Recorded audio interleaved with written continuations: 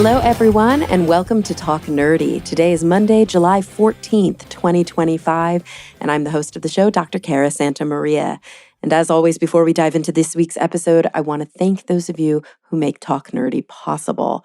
Remember, this podcast is and will always be 100% free to download. Even today on episode number, 559, the way that we keep going and the way that I'm able to pay both my incredible producer and assistant, Noelle, and also my editing service is by relying on the support from individuals just like you.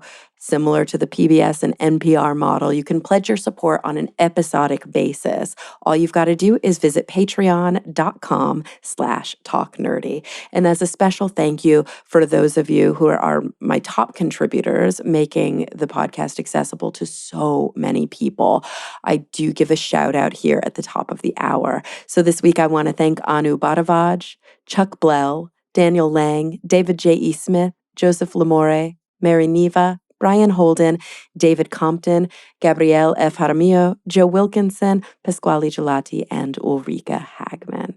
Thank you all so very much. All right. As always, we've got a new one, a fascinating one. Let's get into it.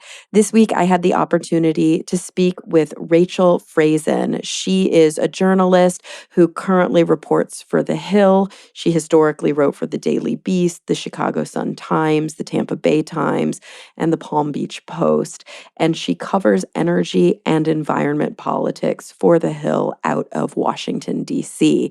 She co-wrote this book. It's her first book, called Poisoning the Well: How Forever Chemicals Contaminated America. An important and interesting chat with Rachel Frazin. Here we go. Well, Rachel, thank you so much for joining me today. Thank you for having me. I'm excited to talk about your new and first book, Poisoning the Well: How Forever Chemicals Contaminated America, which you co-wrote with Sharon, is it Udasin? Udazin. Totally butchered that. Most people do. So first and foremost, before we get into the book itself, I mean, you are a reporter. You specialize in sort of environment, energy, but specifically kind of politics and policy. Is that also Sharon's approach? How did you guys find each other to write this book together? So Sharon and I both work for The Hill, where we cover energy, and environment. Although it was a little bit of a different beat. Like, she sort of has covered sustainability, and she now covers like U.S. West and sort of how that all interplays, like the U.S. West with policy. Whereas I just strictly cover, what is the administration and Congress and the courts, like what are they all doing about energy and environment, or what are they not doing? Mm-hmm. But we did meet working for The Hill, our current employer.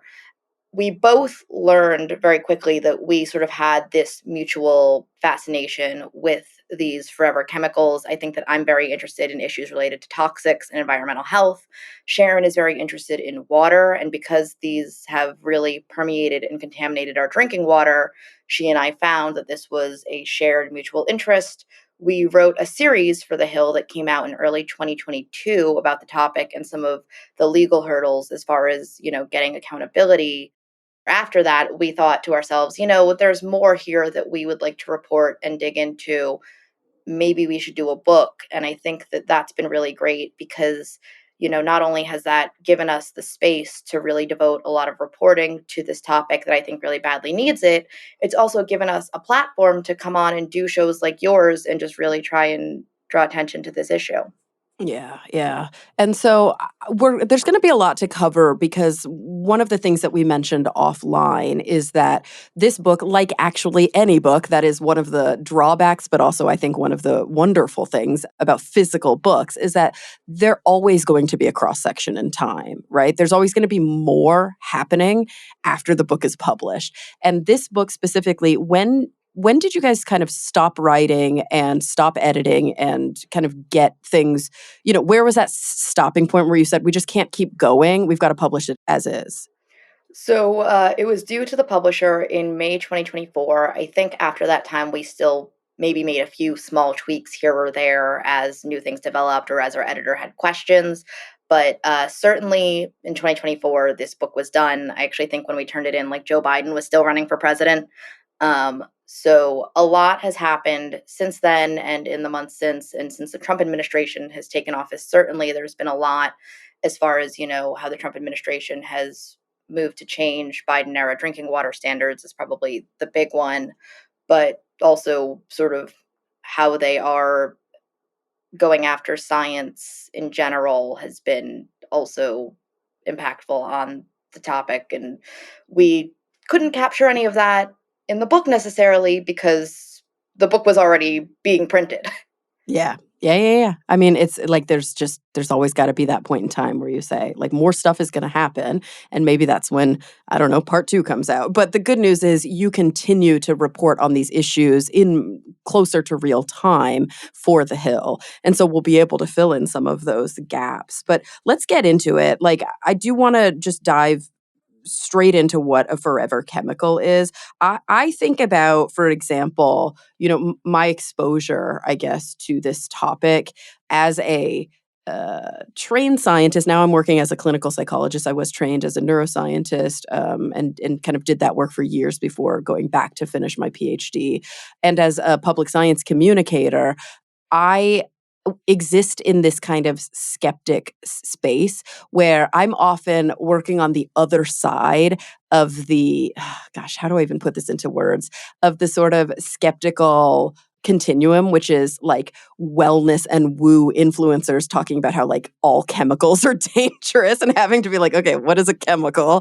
Everything we eat, everything we breathe is a chemical. What we don't often spend time on, and I'd like to spend more time on, are the types of industrial chemicals that are like known to be, and like we have really good evidence supporting the fact that they are not only ubiquitous but potentially harmful. And one of the things I often think about is like Teflon. I remember there's a great documentary about how like every person alive today has Teflon in their blood. Yeah, and that is one of the things that really brought me to this topic is that Teflon is sort of one of these forever chemicals. And, the CDC estimates that at least 97% of Americans have some of this stuff in our bloodstream. So it really is everywhere. But to take the steps back, a forever chemical is the nickname of a group of chemicals, also called PFAS, PFAS, that are used like Teflon to make things nonstick, waterproof, grease-proof, stain-resistant, sweat-resistant. They're sort of these non-corrosive, non-reactive chemicals that have all of these wonderful, important uses. They also were used over the years to put out like jet fuel-based fires, both at the military and in civilian airports. But over the years, we're learning that some of them, at least, are really highly toxic and are also sort of everywhere because they were dumped into our environment, both through, industrial uses and military uses, as well as agricultural uses, and are now sort of contaminating each and every one of us. Yeah, which I mean, it's scary to think about, but there is that other side of the conversation, which you mentioned, that they're in some ways kind of these like miracle products that had these incredible uses that were really beneficial. I think about plastic, in the middle of the last century. Like it was like magic when we realized that we could use these different polymers for so many different things. We just didn't think about the fact that they kind of don't ever go away. And what kind of an impact does that have on the environment? What kind of an impact does it have on our health and wellness? So let's dig a little bit more into PFAS themselves. So PFAS, what is that? I'm going to see here. I'm going to see if I can say this right. Per or poly fluoroalkyl substances. So that's like a huge group, right? That includes a lot of specific chemicals. Yes, there are thousands of these chemicals. I think the latest estimates are that there are about 15,000 of them. And, a lot of them have not really been very well studied, but the ones that are, especially some of the most, ubiquitous and notorious ones called PFOA and PFOS, those are, I guess, probably the two big guys.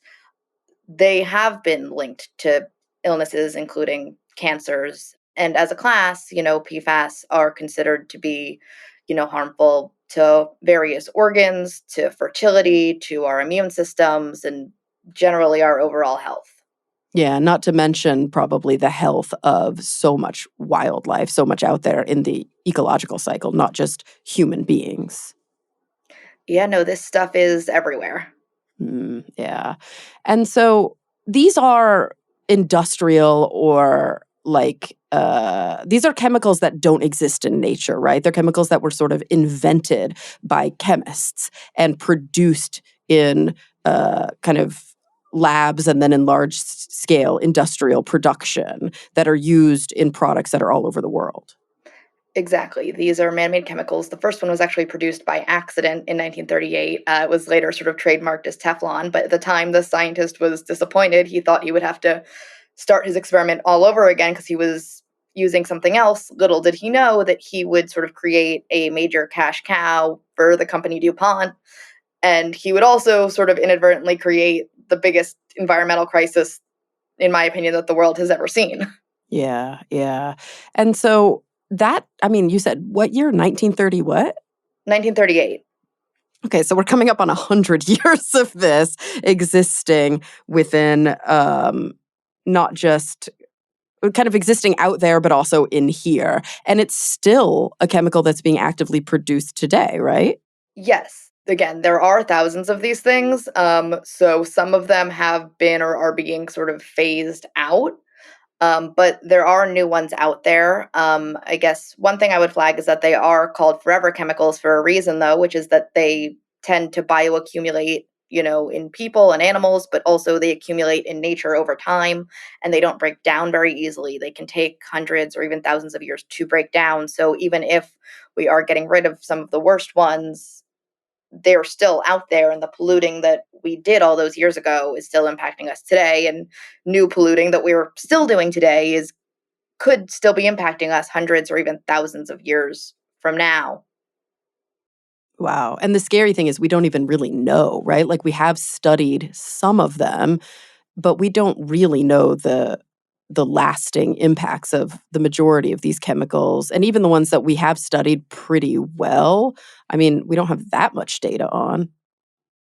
Yeah, so part of the problem is sort of the way that our system is set up, in that um, in 1976, the nation passed its first chemical safety law. Um, the EPA wasn't even invented until 1970. So prior to that, it was sort of a free for all. And when they passed that chemicals law in 1976, everything that was already out there that was already in commerce was just kind of assumed safe. It like set up a process for, how do we evaluate new chemicals that go out onto the market, but everything that was already in commerce was grandfathered in regardless of whether or not it was actually safe. And I think part of what's going on now is that we're learning that some of those things that were already out there were in fact not safe, including those two chemicals that I mentioned, PFOA and PFOS. And the other problem with that law is that even for new chemicals, it sort of treated them as innocent until proven guilty. And it wasn't until 2016 that we started treating chemicals as guilty until proven innocent. And that is to say that, if you have a new chemical that you want to go out on the market prior to 2016, if the EPA couldn't come up with any reasons why it was unsafe, it would go out on the market. And then if safety concerns came up later, kind of, oh, well, too bad, so sad. Now, after 2016, new chemicals are getting a treatment where they have to be proven to be safe. But anything that came before 2016, as long as the EPA didn't have evidence that it was unsafe, it would still be approved. And so what happened in 2016? Was that part of a bill that was passed? Yes, in 2016, the Congress under the Obama administration passed and approved updates to the Toxic Substances Control Act, which is the same thing as the 1976 law, but they did updates to it in 2016 that sort of changed it around so that new chemicals would be treated as guilty until proven innocent. And my assumption is that it's hard to pass a bill like that because of the pushback and just the power, like the monetary power of these industries lobbying kind of arms. Yeah, no, and that still certainly has a lot of influence today. You'll see if you look at the EPA now, there's folks who've got ties to the chemicals industry still there. You certainly have, a lot of folks making a lot of noise whenever you try to further regulate chemicals.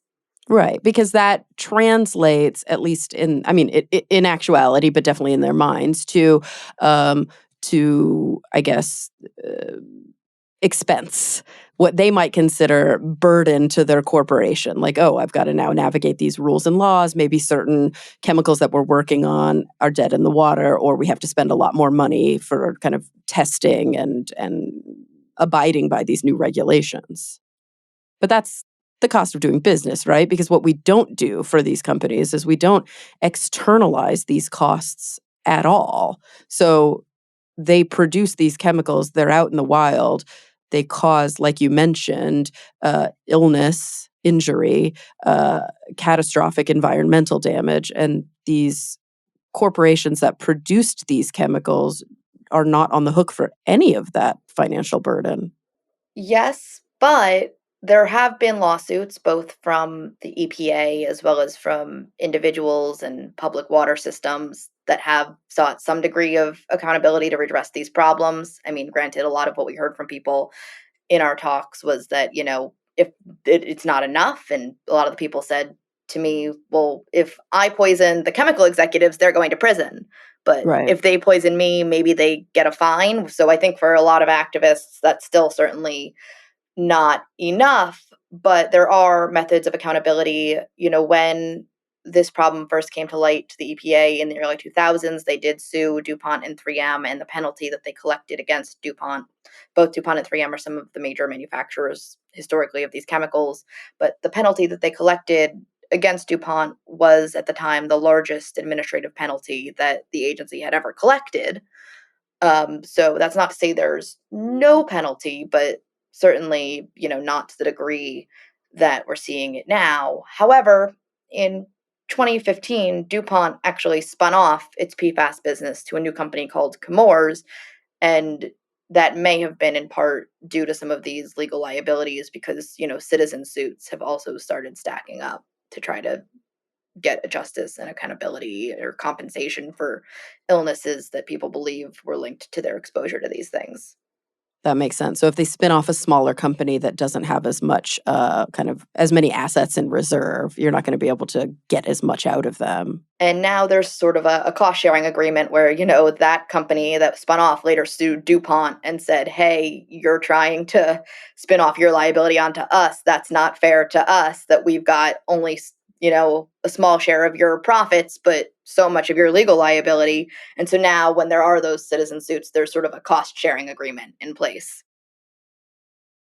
Yeah, and I mean, maybe I'm just being cynical here, but my assumption, and perhaps this is just, not true, is that a lot of the times when these lawsuits are successful, or these times when there are sort of regulatory penalties placed on these companies, it's not because, oh, there's this chemical that you produce that's now out in nature and we've proven that it's dangerous in nature. It's look at this time when we can prove based on internal documents that you actively like dumped this stuff into a river and knew what you were doing and shouldn't have done it, but you did it anyway. It's like times when these corporations are actually violating regulations, right? It's not just general suits because these forever chemicals exist. Yeah, exactly. So I guess there was sort of a requirement in the law, even prior to the updates, that if the chemicals that you're using or making pose if you believe they pose a substantial risk to human health, you have to let the EPA know. And I think that, at least from the EPA's vantage point, was the basis of their suits was, hey, you were aware, you've had documents going back decades that demonstrate some of these health harms, and you failed to notify us. You failed to do your duty and follow the law and let us know about these harmful chemicals. And that was the basis of these EPA lawsuits. Interesting. And so before we get to sort of what's happened since, let's go back to what happened before. So we talked a little bit about what a forever chemical is, about how we sort of define forever chemicals, and we did touch on the fact that they're dangerous in a general sense. But maybe you could share with us a little bit about how dangerous they really are and how we know that they're dangerous. And that's actually a great segue because in 2001, there were a lot of citizen suits over one of the PFAS called PFOA. And as part of that suit, there was going to be this panel of doctors who studied these chemicals in the population, and the citizens would get more money, or the area would get more money, if they could prove that these chemicals were linked to any number of illnesses. And that panel, as a result of that early 2000s lawsuit, came up with illnesses that PFOA is definitively linked to, and that is kidney and testicular cancer, as well as ulcerative colitis, pregnancy-induced hypertension, high cholesterol, a number of others. So that, again, at least legally, sort of provided a basis for how these lawsuits can proceed and what these are definitively being linked to. But the more that we study other chemicals in the class, or those same chemicals, the more links are emerging. There have been, some studies, for example, linking them to breast cancer, studies linking them to thyroid problems, studies linking them to liver problems, kidney problems, and just across the board, it seems like the more of these things that we study, the more problems that we're finding, both additional illnesses as well as additional PFAS that are linked to these additional illnesses. But it is a challenge because there are so many of them, and it's really difficult to study every single one. I believe under the last administration, they started grouping them into clusters and started studying them, as a group and as a class. But those studies also take time, in order to have a real good, hard scientific study. There's a lot that goes into it. You've got to do the research, you've got to get peer reviewed. All the while, these chemicals are still out there. A lot of them are still being made and being used. And even the ones that are not actively being made and used are still in our environment, in our water, in our air, in our land, making us sicker, potentially. Yeah, and I'm reminded, and I'm not sure like how much you would want to get into this, but I'm reminded of just how complicated it is to sort of prove from an epidemiologic perspective direct health consequences of things that are in the environment. I remember reading, is it Dan Fagan's book, Tom's River, that won the Pulitzer many years ago, about sort of chemical dyes in Tom's River, and how all of these children, not just children, but children and adults, were kind of having brain cancer and all of these different health consequences. And it's really, really hard to prove that, this specific thing in the environment is linked to these specific diseases above and beyond sort of the background rate that they would happen anyway. Yes, exactly. The example that I always like to give is if I'm driving and I hit you with my car, the cause and effect there are pretty obvious. If you break your leg because I hit you with my car, event one happens and then event two happens. But chemicals are difficult because if somebody dumps a chemical in your drinking water and then 15 years later you get cancer, it's really difficult to know how much of this was caused by that chemical, if any. And so I think, part of it is that people might not even be aware. They might not know that these chemicals are in their water. They might not know about the health impacts. And even if they do know, how do they prove that? Yeah. Yeah. And that's really the question here. Have they been able to prove that with some specific examples? And were those like really big wins? Yeah. So going back to that lawsuit that I mentioned earlier, that panel sort of, again, legally established that these chemicals are linked and they're sort of a presumptive link. And I think that a lot of lawsuits, if you have one of those illnesses and you sue, a lot of courts will take that case and you do have a good shot of winning. But it sort of becomes a case by case discretionary thing where some lawyers will take PFAS cases for some illnesses, but others won't because they don't feel that the science is strong enough to have a winnable case that's worth, investing their time in. Yeah. And what happens to those examples, right? The ones that really kind of fall through the cracks. Seems like they get sick, possibly in relation to these chemicals, and they get no accountability and they just kind of have to live with it, is sort of the answer there. But it's difficult because it's also not clear how much of this is innate. Like, there are some people out there who would get cancer anyway, and there are some people who probably will never get cancer no matter what they're exposed to. But I think for a lot of us, we may have something in our genes that could get cancer if there's enough exposure and enough of a trigger to a certain chemical. And for every person, that threshold is different. Yep, which is why some little kids get cancer and some people don't get cancer until they're much, much older. And like you said, some people smoke their whole lives and don't get cancer. Other people end up with smoker's lung cancer who never smoked a cigarette in their lives because of, exposure to secondhand smoke. It's so, so complicated just for cancer biology, just for the kind of medical researchers. Then you add this epidemiologic kind of component to it.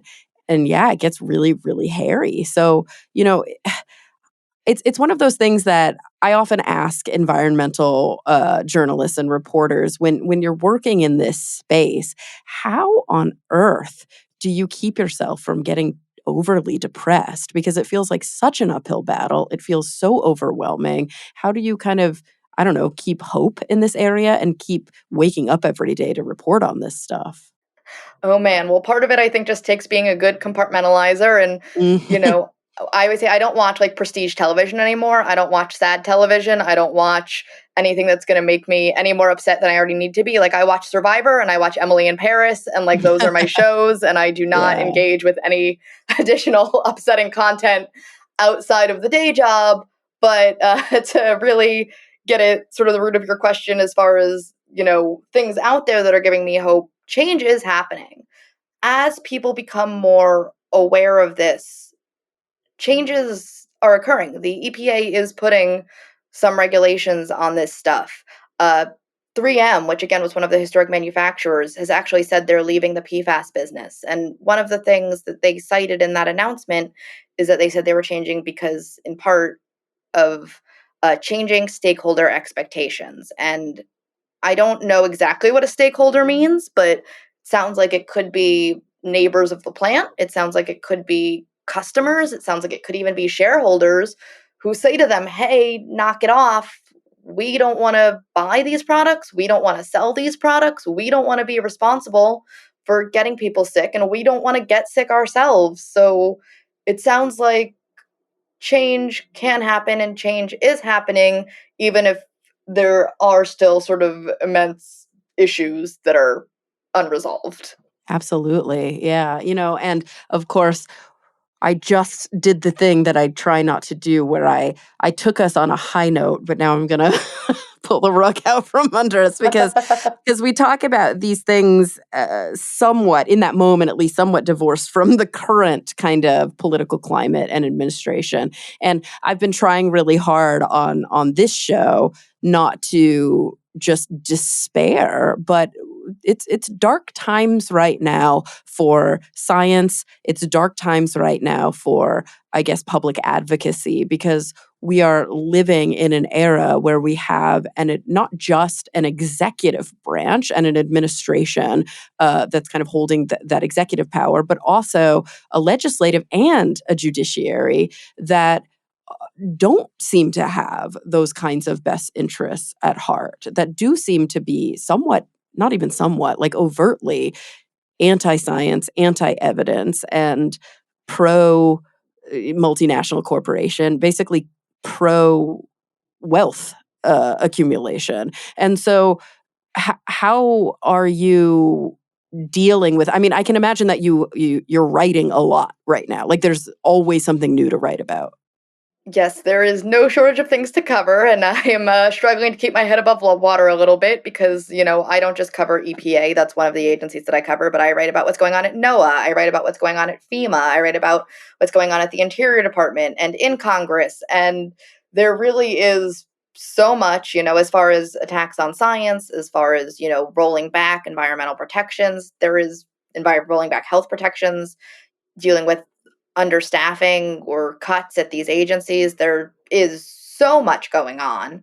But on PFAS in particular, we are in a really interesting political moment because you also sort of have the rise of this Make America Healthy Again or MAHA movement, and they tend to be kind of skeptical of chemicals and Yep. anti-chemical. And I'm not saying that these folks get it right on everything. Certainly their positions on vaccines tend to be out of alignment with mainstream science, but uh on PFAS, they tend to be a bit skeptical and they tend to want more regulations and want more restrictions on this. So I think that the Trump administration has a real balancing act here between sort of their traditional big business allies and sort of their emerging Maha base that is anti forever chemical, even if they are also sort of aligned with these big business interests that are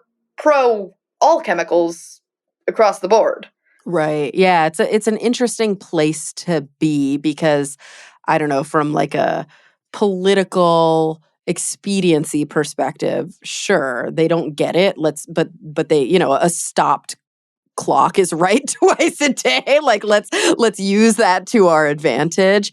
But it's also, I guess, probably somewhat dangerous, especially for science communicators and journalists, to walk that line as well when it comes to public education. Like in this specific area, they have a point, but we can't translate that mentality to like global distrust of biomedical science, for example. It's such a hard line to walk. I can imagine that that makes your job really difficult.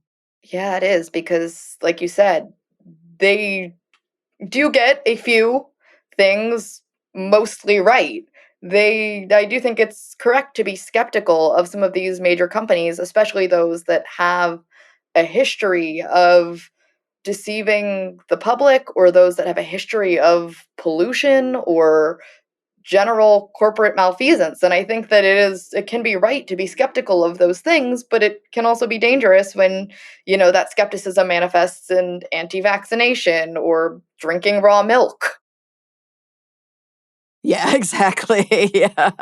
No, it's so true. And like it's so difficult to tease those things apart for, I guess, the voting public when the rhetoric is so intense, it's so strong, it's so coordinated and intentional, right? Like your job as a reporter is to attempt as best as you can to find truth, to like to address things that are evidence based and that are fact, but that's not necessarily, I mean, it should be the job of the administration, but they've shown that that's not what how they want to approach this. And they also do certainly still have these ties to these people who have worked in these industries. They've got folks at EPA right now who have worked for the chemicals lobby or who have worked for DuPont, which is one of the major PFAS manufacturers. They also sort of have to toe that line of keeping their big business donors happy and keeping that piece of their base in line as well and not contributing to inflation because, if you were to sort of outlaw all forever chemicals in all uses tomorrow, that might be disruptive to the economy because they're in so many things that that probably would be inflationary. And if your whole thing is combating inflation, sometimes that is not compatible with protecting public health or environmental conservation. No, it's true. I think about, for example, I mean, you work in energy policy as well. Like fossil fuels. We often talk about the harms of fossil fuels, but we also can't just say, okay, no more starting tomorrow. Like our entire kind of energy infrastructure would collapse. Like these things have to be thought about in I guess longer term than an election cycle. And that does seem to be a huge problem for kind of the American experiment, right? Is that a lot of decisions that we make are tied to election cycles. So it's all short-term thinking over and over and over.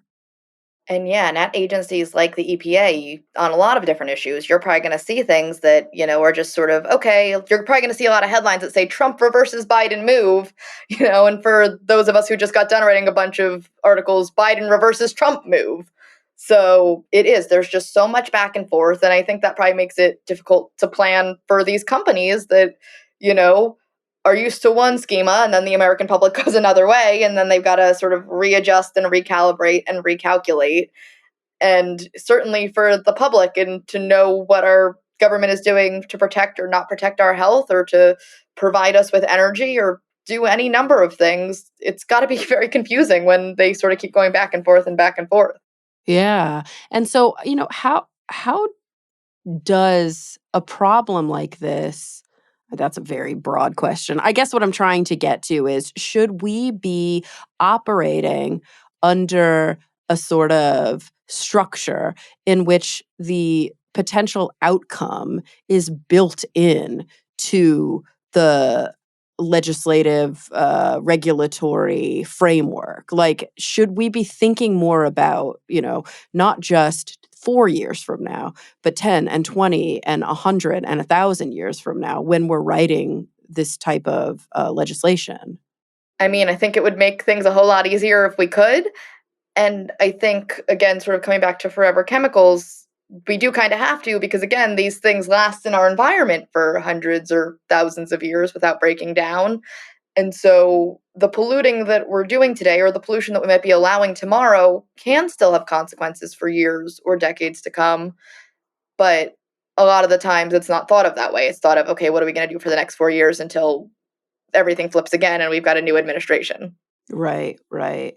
Um, and that's kind of not in the I don't know, I don't wanna say it's not in the cards for us right now, but what do you think is in the cards? Like, when you do, I mean, I know you mentioned that part of the way that you manage this is to compartmentalize, but is there anything that you are feeling, like, hopeful for right now? Things that do look like wins that are on the horizon even within this administration? Yeah, so the EPA has actually said that it does want to impose limitations on how much companies can discharge. This is something the Biden administration said it wanted to sort of take the step to turn off the tap, but it didn't actually get there. And now the Trump administration is also saying that as far as PFAS goes, it does want to turn off the tap as well. It wants to set some sort of federal limit on how much the makers of this stuff can discharge. Now, I think I'm going to do that with a caveat and we'll see how high that limit is and whether or not they actually get to it because the Biden people also said they wanted to do it and they didn't. But if things are progressing that way, it does seem like it could be a big deal if we do have federal legal limits, not just on how much of this can be in our drinking water and but how much we actually release into the environment. If it gives us any indication, the EPA has detailed its plans for sort of those Biden era first ever drinking water regulations. Like in 2024, the Biden administration said that it wanted to make water systems filter this stuff out by 2029. The Trump administration has pushed that back 2 years to 2031.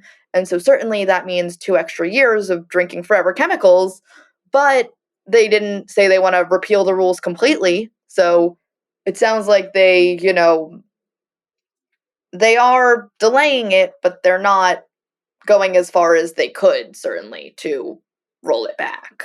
Right, right.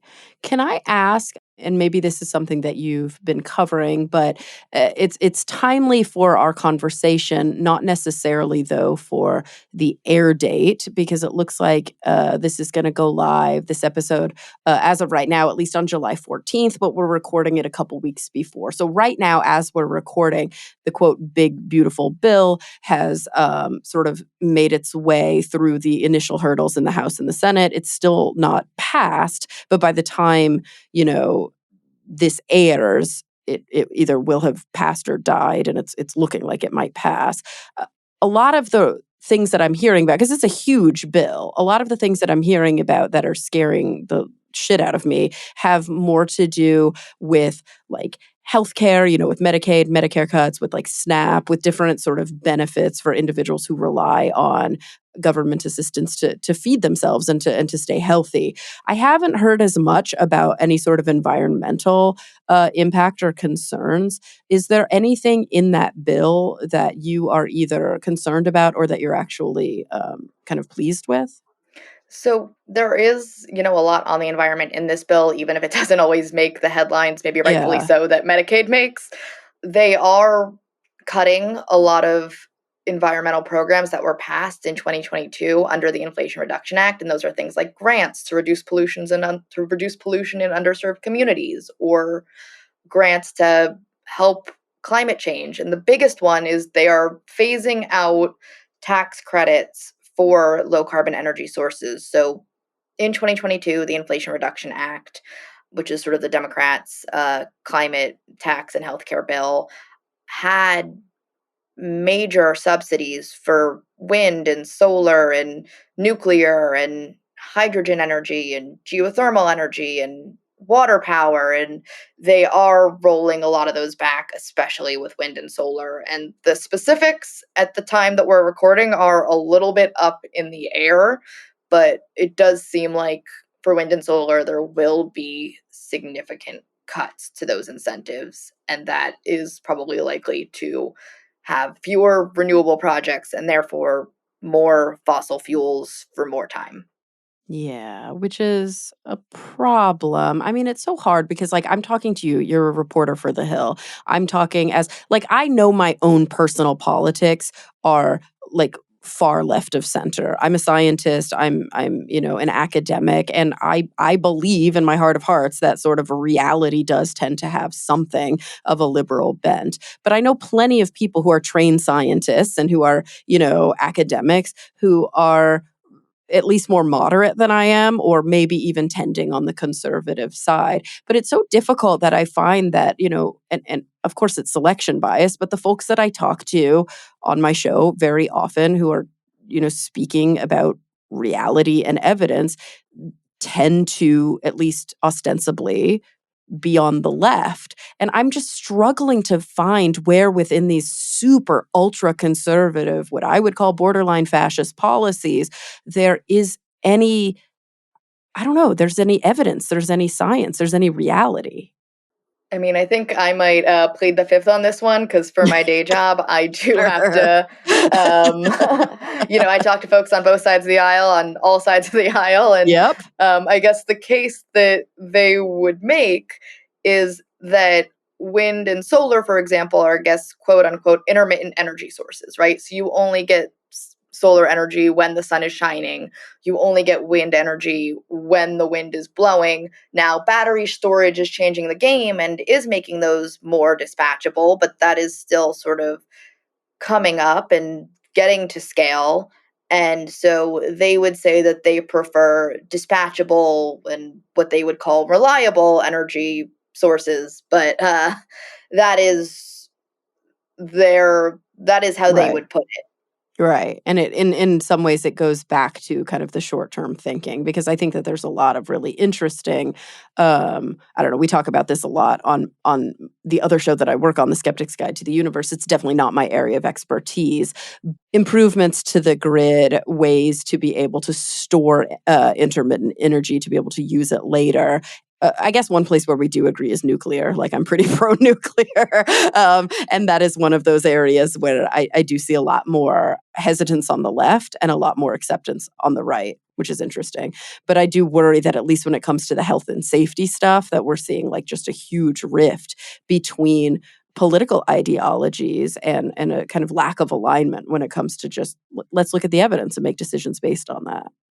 I guess I would also say I think there is a difference between the politicians and the people. I think that a Yeah. lot of this stuff gets very niche and dense and in the weeds. And so I think that there are a lot of people who maybe would vote a certain way based on whatever policies they care about that just might be unaware, for example, of things like chemical contamination and how one party votes and why this policy is different versus that policy. Because I think a lot of this is very niche and very complicated. And I hope that, through my reporting and through the reporting of my colleagues, we can try and make that a little bit easier and more accessible to people. But when you then have a media landscape that's so polarized, people who may not even be getting that sort of content.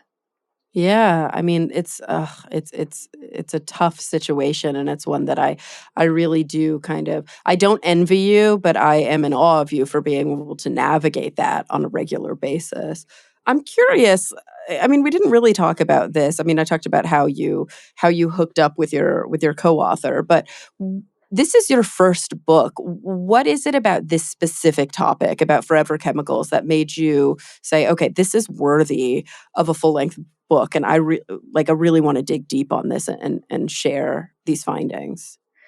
I think just the ubiquity of these chemicals, because whether people know about them or not, they are permeating so many aspects of our lives. I look around my apartment and I'm not confident that a single one of my products that I'm looking at does not have PFAS in it because They are in so many things, from carpeting to furniture to clothing to dental floss to waterproof makeup. Like, they're just in so many things, and they're in all of us. And I feel like I want to shout at people, this is in you, this is in me, this is in him, this is in her, this is everywhere. And it lasts for such a long time. And I think, again, I the scope and scale of the problem is something that even I struggle to wrap my head around. But like, it's permeating so many different things. Like, my aunt texted me the other week, and she said that, she's a small business owner. She has nothing to do with PFAS, but when her insurance contract, there was now a new clause saying the insurance doesn't want to cover PFAS related stuff anymore.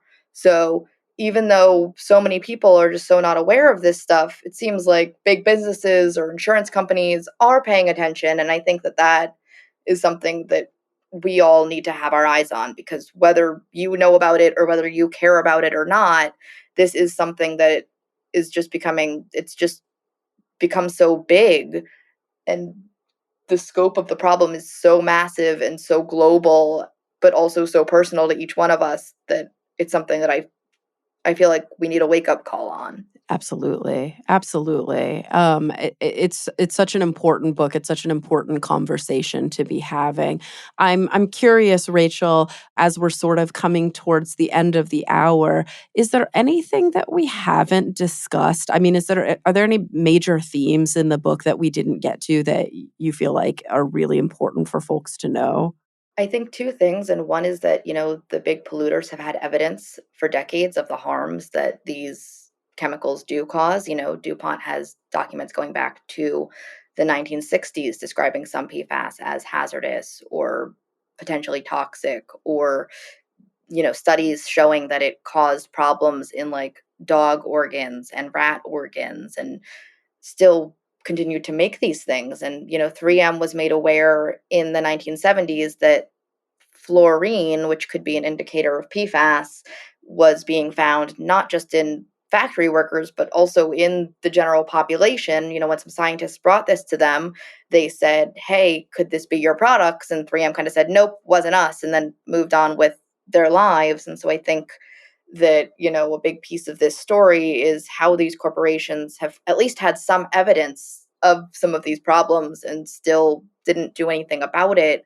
But I think that the other piece of this that's so important is sort of the level of activism that has risen up in the communities that live downstream, because, this is something that impacts all of us, but not in an evenly distributed way.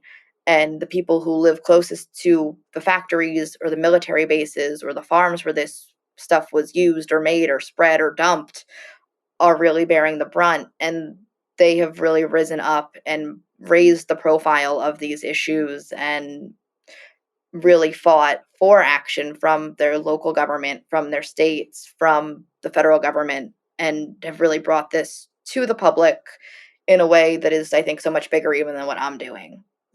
Yeah, yeah. I think that's such an important point, and I'm glad that you shared it both with us and in the book. I'm so glad that you took the time to dig deep into these issues. That you're continuing to take the time to dig deep into these issues. And is it safe to assume that you will be writing about this as long as people will publish your writing? Yep, as long as you guys are willing to read it or listen to it, I am going to speak and write about it. Awesome. Well, everybody, the book is Poisoning the Well: How Forever Chemicals Contaminated America. Rachel, thank you so much for being here today, for sharing this wisdom, and for, I guess, firing up about this issue that a lot of people maybe don't think about on a regular basis. Yeah, well, thank you so much for having me. And I do think it is it's so important to be so mindful. Whenever you hear of something being like waterproof or moisture wicking, or just, I would love for folks to maybe just at least give it a second thought of like, what is this going to do to me and also to the people who live near the factories where this stuff is being made. Good call. Absolutely. Everybody listening as well, thank you for coming back week after week. I'm really looking forward to the next time we all get together to talk nerdy.